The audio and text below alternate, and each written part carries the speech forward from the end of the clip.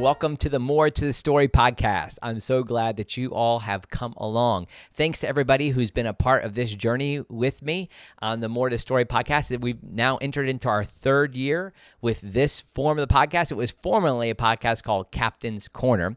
And some of you will know that I've entered into a new phase of ministry where I'm now serving as the president of Wesley Biblical Seminary, which is based in Ridgeland, Mississippi, though we have students all over the world, more than 600 students actually, this coming fall. So it's a real blessing for us and for me to be in this position. But one of the things about me entering in this position, some of you might know that I formerly served as a provost or dean here at Wesley Biblical Seminary. And now I need to fill that position. And I also have a vice president for enrollment, and I have an executive secretary position to fill. And that's meant that my time has become my schedule has been filled up with occupying many other duties, and we're starting classes and just getting used to this new job. So for the month of August, 2024, I'll be using some of the best of More to the Story podcasts from the last 3 years. So just know that these are some of these past conversations that I'm looking forward to sharing with you, and then we'll have fresh content coming to you in September of 2024.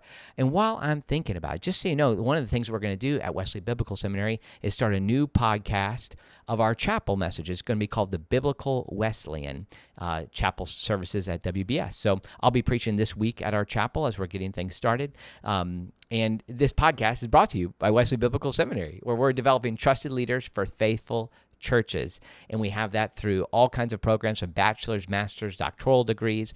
Our Wesley Institute, for those of you listening in August 2024, that starts in September 2nd. And this is a program that has two tracks. One's a Bible track and one's a theology track. We walk through every book of the Bible with a seminary professor teaching 2.5 hours every week on that. It meets at 5:45 Central Time in the morning, but many people watch that later.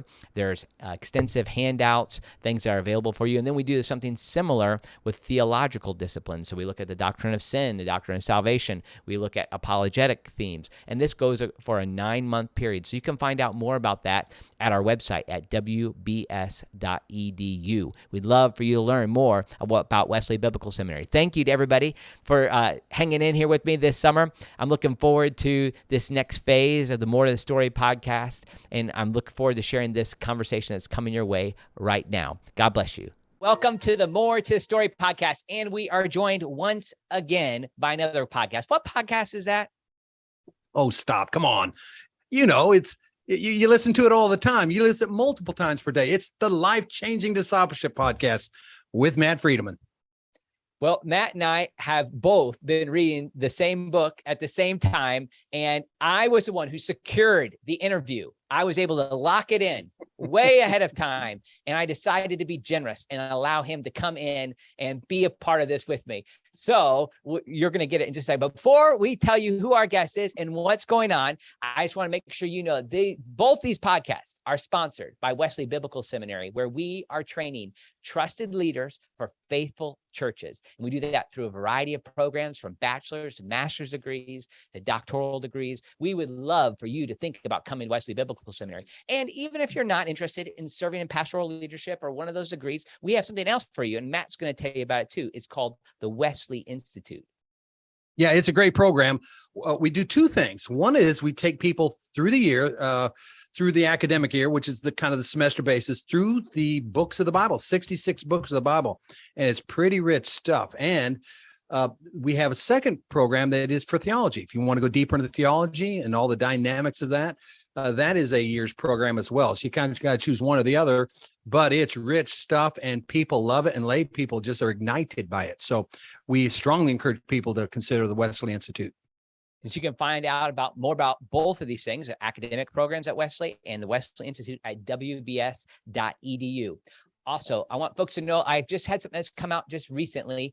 It is a 6-week study of the book of Jude called Contender. And this is a video-based curriculum that people can use in small groups, Sunday school classes, Wednesday night Bible studies. It has discussion guides, bonus content, but it's helping people realize the importance of how we respond when heresy is confronting us, and the call to contend for the faith once for all delivered to the saints. So you can find out about about that at Andy Miller III, andymillerii.com. Matt's going to say something there. But I can brag on it because Andy is presenting this material at my church on Wednesday evenings, and they're loving it. So, in fact, the crowd is growing week by week. So thanks, Andy, for putting so much time and effort in studying Jude for us so we can glean your insights. Thank you.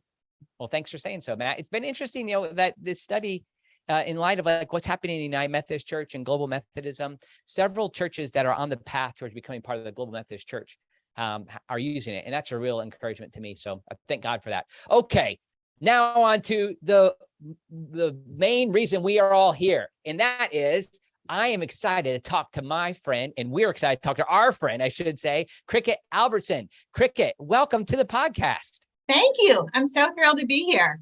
This is a privilege. Now, Cricket, we're here to talk about a book that you have edited, and you've edited several pieces. Matt and I have both here. We're putting it on the screen.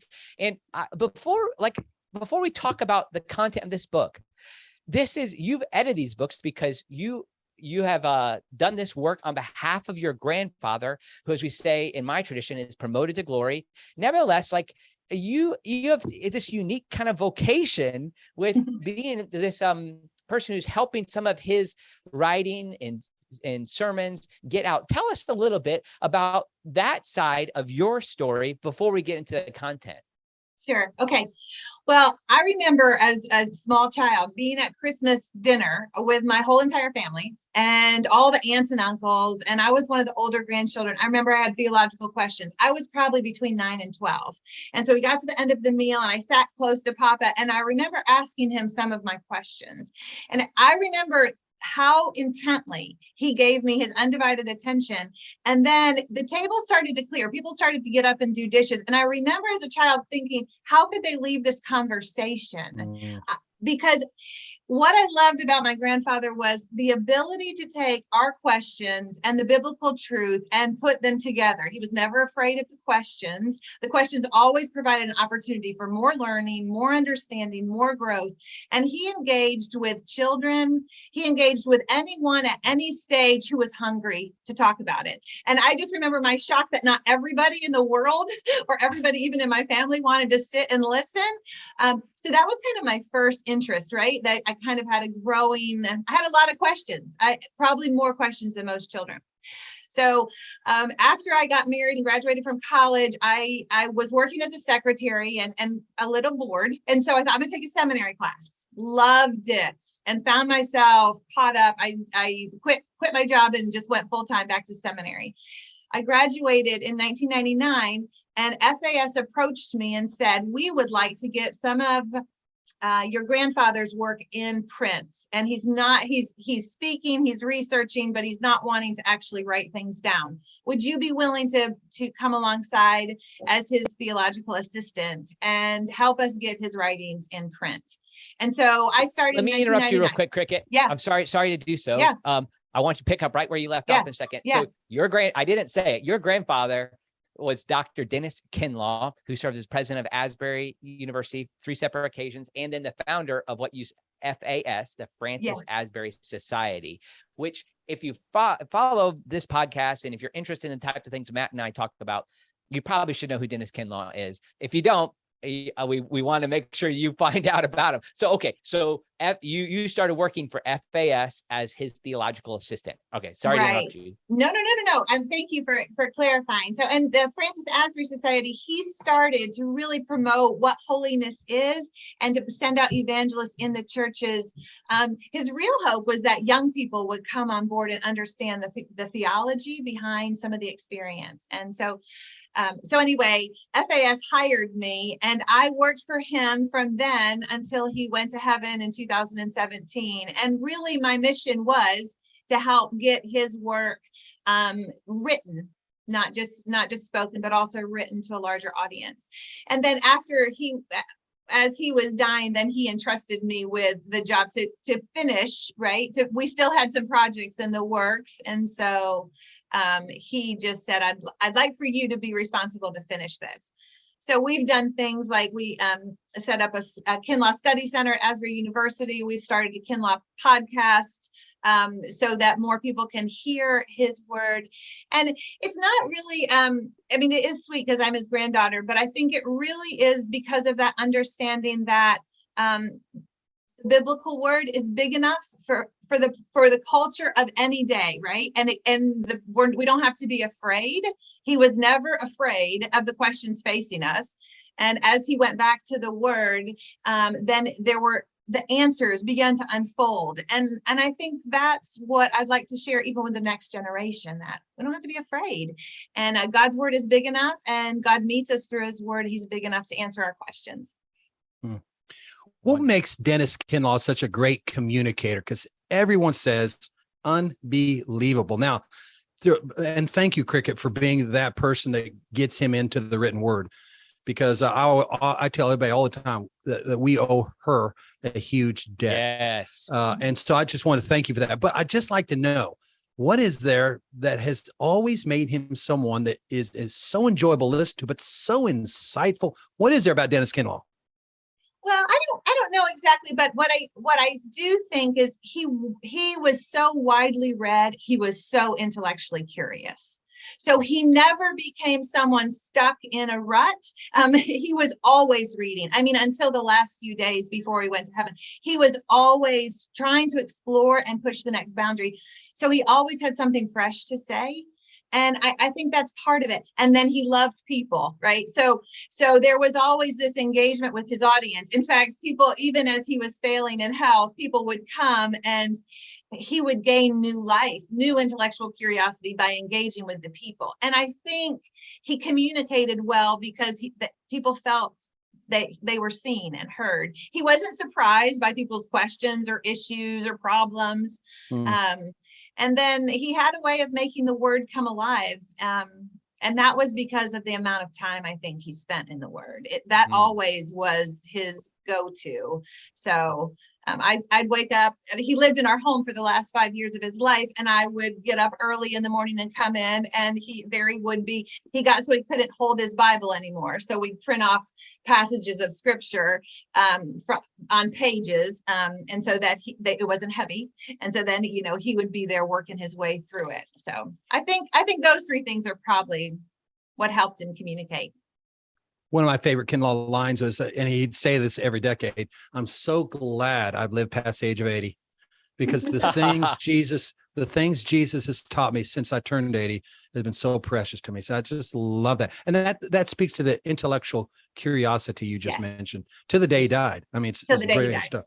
Yeah. I want to tell you my favorite thing about him, Cricket, is he's both left-brained and right-brained strong. So left brain is, here's the good data, here's the biblical insight, but he's always got a great story, a great insight, and even the language he makes come alive with the right side of my brain. I just appreciate that about him. Yeah, absolutely. There was a creativity and an ability to take really academic issues and then talk about them in the way that a layperson could understand, or a child can understand. I mean, that's what drew me in, right? I was asking what I thought were big questions. Probably they weren't, but he could take real theological answers and tell them in such a way that a child was mesmerized. I remember leaving his house and thinking, oh, the world is bigger and brighter. Wow. And I thought that is what I think I thought, those are the kind of leaders we need, right? So they inspire in a child or in a young person or in a college student, like, oh, God's at work and his world is beautiful and it's good and he's in control. And so there was never anything but a hope that was built in his trust in Jesus. So I started to note how many times he would say these type of things just in this book that you have that we're going to talk about in a minute. But I remember listening to him and talking to him and seeing his genuine curiosity. You and I were talking before we got on here about the importance of like looking at life as an adventure. But he'll say, for instance, like on page 44, he says this, "It's so interesting to me," or I never saw this before. And maybe even a little bit of the Kinlaw laugh that would come up, like it's a little bit of a giggle. And then you realize here's a person that has been in, like, I've heard his name my whole life. Like on a regular basis. Like, to me, there was no difference between William Booth, John Wesley, C.S. Lewis, and Kinlaw. They were all same level, like as much as my dad used them in his own preaching. So, but then when I got to be around him, he's like, he would say things, it's so interesting to me, or I find it interesting. I never saw this before. That's that curiosity, and it spanned disciplines. Cricket. This is what's interesting to me is he's an Old Testament scholar, but yet definitely interested in philosophy, anthropology. I mean, this is a part of his intellectual curiosity. It's so funny. We gave some of his library to the university, and they came back to us and they laughed. They said, "This is the most unusual library we've ever seen, especially for a theologian or a biblical scholar," right? Because he read everything from literature. He read all the disciplines. And then when he met someone who was very skilled in their discipline, he wanted to know. So there was kind of this expanding curiosity. So, in fact, I have some physics books on my shelf, right? For a while, he was really, really wanting to understand science, really wanting to understand physics. So, and then he would try to talk to us about it, and we didn't always understand. Okay, so this book, yes. I didn't realize what it was going to be. It's called Holy Happiness, a study of Genesis 1-3. Tell us about where this comes from. Okay. The first time I think the first time he gave these series, this was a series of 5 lectures that he gave at Seattle Pacific University in 1973. Then he also gave it at Asbury Theological Seminary and Asbury College, now University. And he may have given it other places. Those are the ones I know of. It was, when I came across it in his papers, it was a manuscript. So most of what I take is from his speaking, but this was an actual manuscript. I think he wanted this to be published.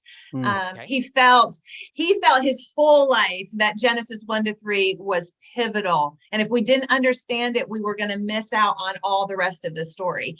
So, in fact, I have probably 200 more pages he's written about Genesis. Oh, yeah. So, especially at the end of his life. So he never got away from Genesis 1, 2, and 3. So, wow, this is interesting. Like in the front of the book is endorsed, or people are talking about who heard these addresses yes. in 1973. My parents would have been there as well. But honestly, I feel like when I read this book, I'm going in slowly through. I'm doing 3 or 4 pages at a time. I think I could read all in a couple hours. Yeah. But I feel like he was at the height of his intellectual powers when this was written, because it's bringing in all these disciplines, and the way it prophetically anticipates the problems of our time. Oh my goodness, Cricket, I'm blown away by it. It is very interesting. And I think that's why that Genesis 1, 2, and 3, he did have the ability to kind of see where, if we take this intellectual stand, where we're going to end up, or if we take this theological approach, this is where we're going to go. So he was talking, and that's why his interest in personhood, some of the issues that we're facing now, he did anticipate. I don't think he anticipated them exactly how they played out, but he did anticipate them and knew what the theological issues were underpinning that, and that's what he wanted to handle. So I want to let's just start in the book all together here. Matt, how about you and I go back and forth? I'll get another question in, and then you come next. We didn't exactly plan this out, but I didn't want to get in the way of Matt either, because that's a dangerous place. Oh my. So one of the things I found interesting, and those who haven't seen it too, there's other books that Dr. Kinlaw has done. One that I found really helpful that John Oswalt edited is Lectures in Old Testament Theology. And he talks about this there as well, but the distinction that's needed in the I-thou relationship. Why was that so important? And why does he see that as a key move that's made in Genesis 1, 2, and 3? Well, I think that this was always such a focus to him, that we keep the personal relatedness, that we are persons made in the image of a personal God, a tripersonal God. So it can never become an abstraction. Our relationship can never become a third person relationship. As soon as we start talking about God, whether in theology or preaching, as soon as he becomes an abstract, we've lost it. And I think that's what he felt happened in the garden. And so how to keep the personal presence of Christ always, as the pivot for followers of Jesus. So never defending the faith, never just simply presenting the gospel. Always, are we living personally face to face with Jesus? And that, I think, was the essence for him, that he never wanted, no matter how academic he never wanted to get away with the personal presence of Christ. We're talking about Dennis Kinlaw's book, Holy Happiness, a study of Genesis 1-3, edited by his granddaughter, Cricket Albertson. And Cricket, one of the things that's interesting to me here is the title of the book. If I'm thinking now, I'm just thinking here, if I'm going to name a book after Genesis 1-3, Holy Happiness is not what's going to be immediately evident to my brain. So tell me about that. What's going on here? It's his phrase. He uses it in this manuscript. So this was his phrase. I wouldn't have been brave enough to do it, but it does fit. I'll tell you why. He believed holiness was what we were created for, right? Holiness is what, so and he also believed that as creatures, right? There's this sense of the goodness of creation. So the world is not, in Papa's mind, the world was not evil and going to hell. There was this sense of God created a good world. And if we were who God wanted us to be, there would be a beauty and a completeness and a happiness. So I think both of those things kind of the telos of what we were created for. We were made to be in God himself, and God created us to live in us. He created us that big, and that is happiness. That union is what we were made for. So that wholeness, I think. I'll just read a sentence here from the Dennis Kinlaw tome here. The climax of the whole creation is so that God and man and woman could meet each other every afternoon in the cool of the day. Yes. I love that truth. He says the climax of creation is fellowship and communion together with God. That's just beautiful stuff. And I'm not sure. I think he would say that's happiness. I think that's what he would say. Yeah. No, that's the next line. That's holy happiness. That's happy holiness. Yeah, beautiful stuff. And then I think he would say, I did debate. Do I say happy holiness or do I say holy happiness? And I went with holy happiness because I believe that he saw this kind of wholeness to the human life. It was not just a spirituality. It was not just a spiritual something that God wanted to do in us. It was the whole incarnational life of God dwelling in us and us becoming who he created us to be. So that was kind of my call. I'm sure that Matt Friedman and Andy Miller would never do this from a pulpit. Well, we probably have. And that is like, it's a great line to say, God doesn't want you happy. He wants you holy. Right. But this flips that on its head. Yeah. Well, and John Wesley had a famous phrase that way, didn't he? I mean, it was Wesley that said, if you want to know what it's like to be holy, it's happiness. If you want to know I mean, that was a Wesleyan line. Yes. But what I love about that is pretty much what it means is holiness is the abundant life. Yes. And I think that's what Dennis Kinlaw points out in these first couple of chapters of Genesis is this is the way it was meant to be. And this is the life of abundance, which is there's a lot of fascinating things about that, Cricket, because what it means is things like work. You're working. Yes. It's important to remember your working is abundance. That is the abundant life. That is the happy life. That is the holy life. And I love what he does with that in the book, just on the point of work. Yes. I love on the point of work where he comes in, and this is the type of thing that your grandfather did, and you brought it to us. It saved me a decade of thinking. And, like, I think it would have taken me a long time to draw the connection between sin and inertia. So on page 48, I say you, and Cricket, I mean, I can't help but think like you're kind of helping bring this along, like you're birthing this process, and I appreciate. So like he says, inertia is my problem and yours. It's the universal human problem that keeps us satisfied with doing less and with the status quo rather than pushing forward and working hard to explore and claim new territory. That's a part of this call to happiness, right, Cricket? Yes, absolutely. Because I think he believed he believed in order to be a whole person, right, is to do the work that God has created us to do.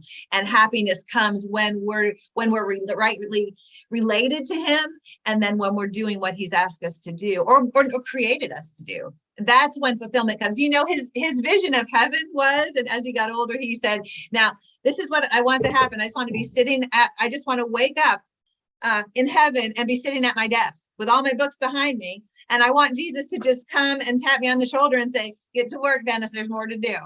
Amen. And that was his vision of heaven, that there would be work to do even in heaven. More things to discover, more things to learn, more things to know about God. And so always that was a driving force for him. It's hard to read Kinlaw and not realize or not feel, and I think you've already articulated it with just in your personal relationship with him, Cricket, just how special you are. That I am special in the kingdom. It's not a matter of self-worth or self-esteem or I love me. It's just a matter of God meant me to be special. And I love what he does with Psalm 8 with that in particular. Yes. That's kind of Cricket, help me out here, but I think that's kind of a special gift that he has. You hear him, you read him, you feel like I'm special. Yes. Because of God, I'm special. And he had a beautiful confidence in God's love for him. And he believed that was how everybody felt about God.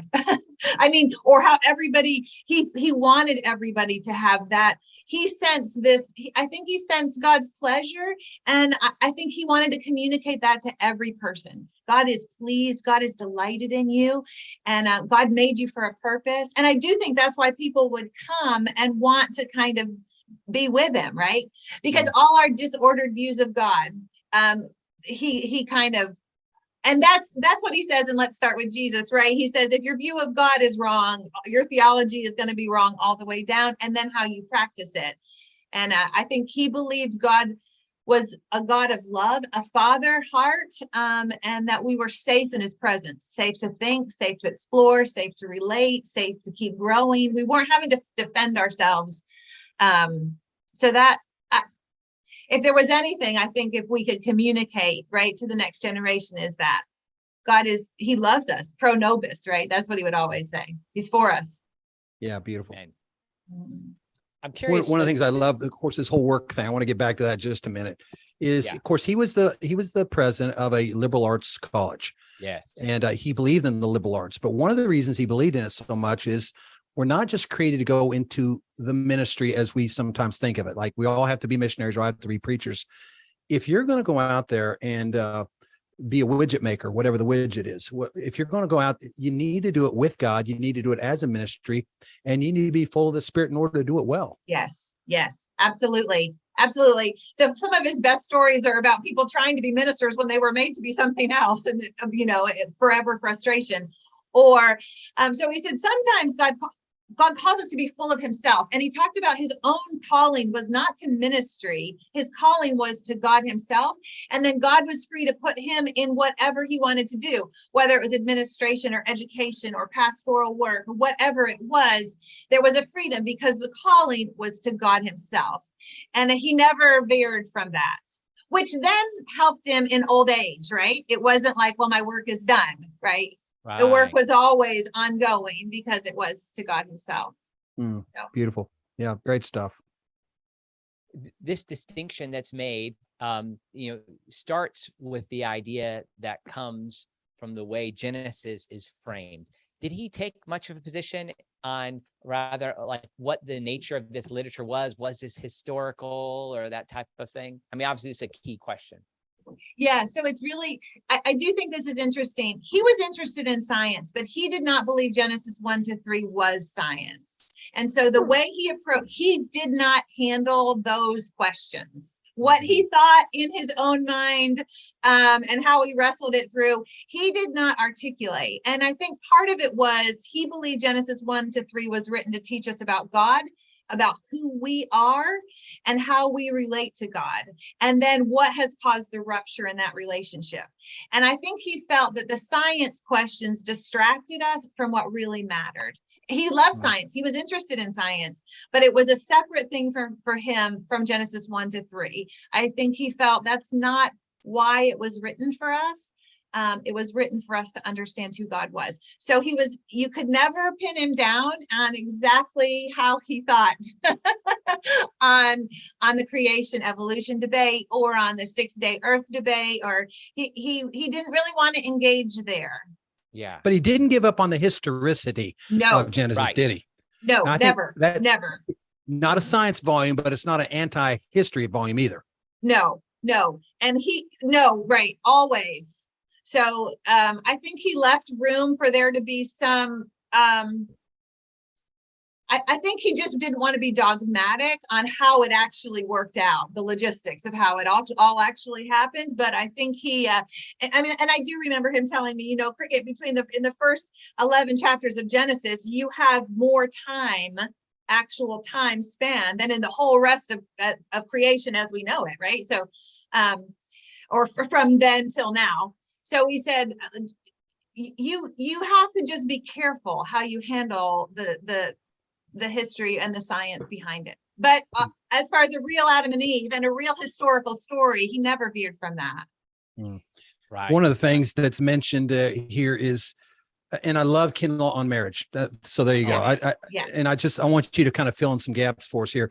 He says that God's a great school teacher, and pedagogically, one of the greatest object lessons he has for us is man and woman in marriage. Talk to us a little bit about Dennis Kinlaw on marriage.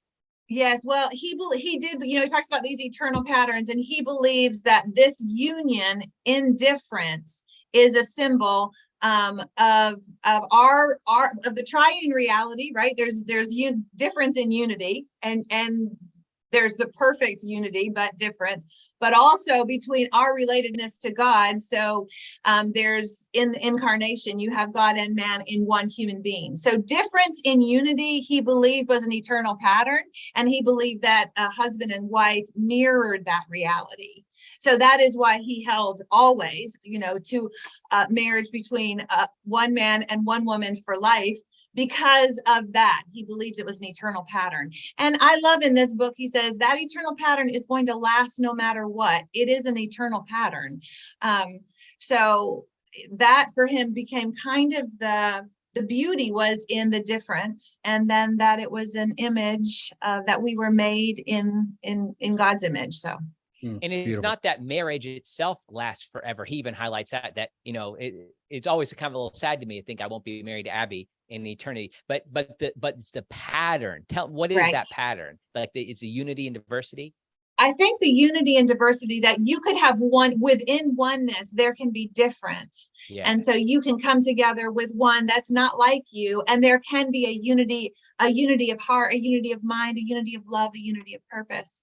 And he felt that was very Trinitarian, very incarnational. That's how God revealed himself, and that's how God came to reveal himself to us in Jesus. So he felt marriage was based on that pattern. So I love his line. And here's a little book that FAS published that and I haven't seen other people say that, and it always strikes me, it doesn't quite fit in my framework, but once I start to process it, it makes more sense as family as pedagogy. Yes. Yeah. Right. He did because the God is first of all, God the Father is first of all a father before there's any creation. So, he believed that family was right in the heart of God. And that is how he primarily, that was the first way God revealed himself. And so then in marriage as well, that mirroring of the difference in unity that then is creative and life-giving. And so he felt like that life-giving nature is, that's what family is based on. So Genesis 1-3 finally has to wind its way to sin. And of course, he handles that marvelously. But it's interesting because he makes a big point in the book here. And the book, by the way, is Holy Happiness, Study of Genesis 1-3, written by Dennis Kinlaw. Kinlaw says the arithmetic of the thing is just fascinating. You got a lot of time spent on a lot of story in Genesis. Look at all the time spent on Joseph, he says, right. But 13 verses for the temptation narrative. So what's a clue into the mind of Dennis Kinlaw on that? Why only 13 verses? I think he's got some reasoning to that, doesn't he? Yes. And do you know what? I'm gonna that one is actually not front and center in my mind. So I have to think my way. I have to think about that one for a minute. Why he said, Well, let me throw it out. Yeah, It's throw front it and out. center on I my just mind. preached a sermon on it. I preached on this yesterday. So yeah. Yeah, tell me what he said. It's on page 74 there, but Yeah. he just says, listen, Joseph gets all these chapters at the end. And yeah, Joseph was pretty important, but what's more important than sin entering into the world? And he just kind of has some reasoning there. I think it's fascinating. Right. So one person, right, who is fully God's and his role in human history, right, becomes pivotal. Is that what you're thinking? Well, just there are 13 verses given to the temptation narrative. Yeah. That's it. You got the creation narrative in 2 chapters. You've got Joseph at the end of Genesis, and 13 verses. Listen, that's kind of impactful. Why only 13 verses? Yeah. And I think he makes a case so if I'm putting together the Bible, like anybody asked me, Andy, but if I'm putting together the Bible, I'm Matt, putting a whole book on that story. I'm giving you a whole, I'm going to call it Lucifer or whatever. I'm going to call it, because I'm fascinating everybody. And that's the problem. And that's what Dennis Kinlaw said. That problem is the fascination that comes with that topic if you give it more than 13 verses. Yes. Yeah. And he, I think he refers to Milton in Paradise Lost. He doesn't want to spend any more time on evil than God does, right? So he wants, and that's why probably the Joseph story or some of those longer stories, one man who wholly follows the Lord is worth the time it takes to tell his story. So. Well, another area where I felt like I was saved a decade of thinking, and I'm in this autobiographical comment. I'm in this phase where what's going on in the United Methodist Church and emergence of the Global Methodist Church, and even my own connection with the Salvation Army as I've stepped out of Salvation Army officership last year, now serving here, is that I've started to have a little more cynical view of institutions, and maybe I've been a little hard on them, and I certainly have. And those who follow my podcast might say I've been too hard. I don't know, but nevertheless, like I'm in this position, and I'm just struggling through that. And then I got hit in the face on page 56, where he exposes this idea that, there's this anti-institutional emphasis that we all might have. But then he says that don't forget that in Eden, in Genesis 1, 2, and 3, we have the foundation for institutions. He said, these institutions do not come out of memory, but out of the very necessities of human life. And so then he highlights 3 key institutions. And I know Matt's really passionate about these, but the home, the church, and the state. So there's this pre-political reality of highlighting these things. Talk to me about like the role of these institutions. We already hit a little bit with marriage, but I'd like to hear a little bit more. Well, I think they're based on the kingship of God, right? That he is king, the fatherhood of God, that he is family, and then the marriage supper of the Lamb, incarnation, that wedding metaphor. So he did believe that God presents himself as Lord of all, as King of all. So there is the establishment of authority. There's the establishment of order. There's an establishment of work. There's the establishment of what it takes for life to happen together in community. And it happens in the garden, which I think is very interesting. And then family and marriage come later. But I think that's a beautiful image, right? And that it's right there at the beginning. There has to be some order in how we live together under his rule. And where we first learn that order is in the family, right? Right. And I think Dennis Kinlaw says in another book, he says, that's where we learn that law, discipline, righteousness is not antithetical to love and compassion and to tenderness. Where we first learn that, or where we first ought to learn it, is from our life with mom and dad. Yeah, absolutely. Right. He would tell that really good story about stealing a silver dollar from his dad. And his dad brought home a silver dollar and he was showing it to him on his hand. And Papa took it and was looking at it and didn't want to give it back. And so his dad gave him a big lecture on property rights, that it wasn't his to take. But it was that kind of, you could be loved 100% and yet taught what is right and good and true and in a safe context. So, Beautiful stuff. I use a lot of this Kinlaw data in my class in discipleship in the home, and particularly on the whole marital stuff. So Cricket, this stuff has been hugely invaluable to Wesley Biblical Seminary for decades.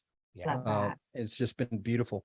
And just as a personal note here as well, Andy, Cricket, her dad has been my main mentor in life, as well as Cricket's mother, Beth Coppage, mentored my wife. And so just this huge thing. This is very personal to me, but what I love about this is it's just, this data has impacted so many people across the years. It's just beautiful stuff, Cricket. Thank you. But in large measure because of you put it in print, thank so you, that Cricket. lots of people could hear it, see it, read it.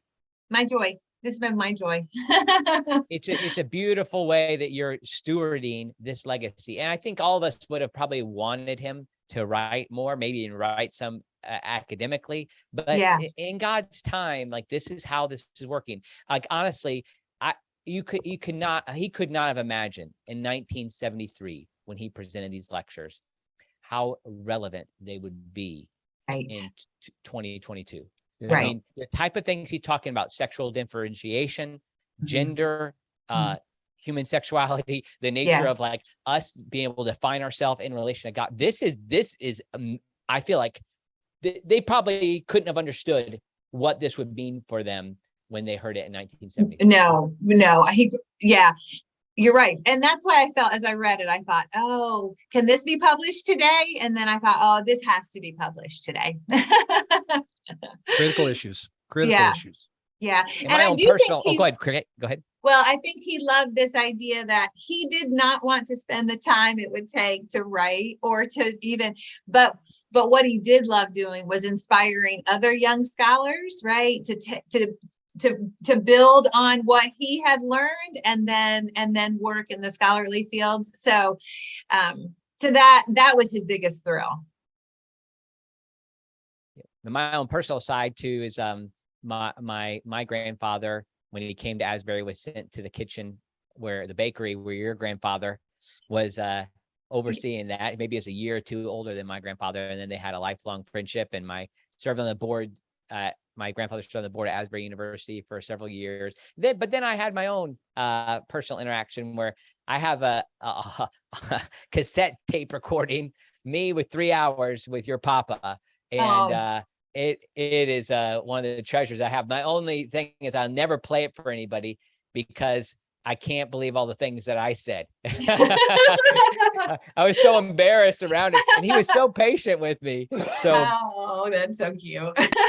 There was this key moment I remember where I had he kind of came to a climax. He's like, if you want to know what holiness is, there's this clear moment where I'm listening, and he said, if anyone should come after me, let them. And I wanted to show him I knew some stuff, and so I said, take up his cross and follow me. And before I got the words out, he was shaking his finger, and then he pointed it right in my chest. I'll try and point it in my camera. Yeah. And he said, and I can still feel it like hitting me. He said, deny himself, Andy, deny himself. Like, I skipped deny himself. And such a key theme that is in the doctrine of that he purported and shared so often. So well, Cricket, thank you. Is there anything else you want to say about this book, or you know what? I think that the other thing I loved about the lectures, the way he handled suffering at the end. I think I do love this idea that he doesn't let us escape the suffering. And when we fight against the suffering, we find ourselves fighting against him. But when we wrap our arms around the suffering he allows in our lives, it becomes redemptive. And I know that in my own life, it has helped me. This idea of I don't have to fight life. I don't have to fight the painful parts of life. I can embrace what God allows in our own stories, and then that becomes part of the redemption for someone else. And even suffering becomes woven into his redemptive story.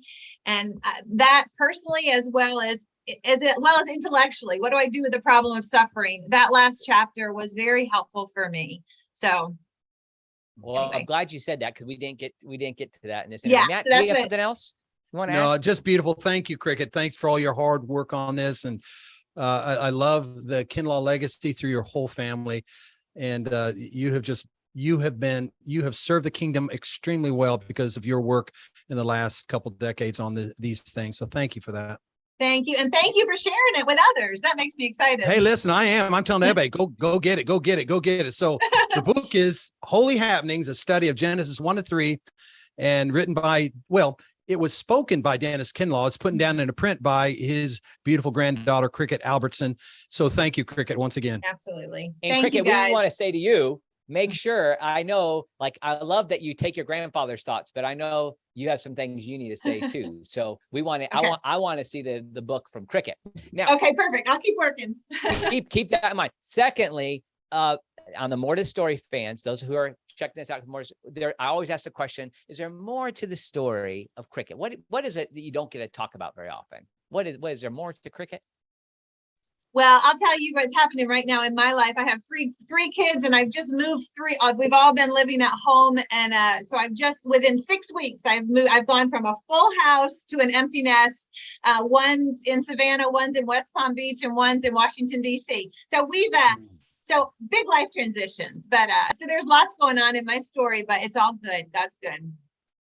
So Good. Awesome. Thanks, Cricket, for coming along. Absolutely. Thank you.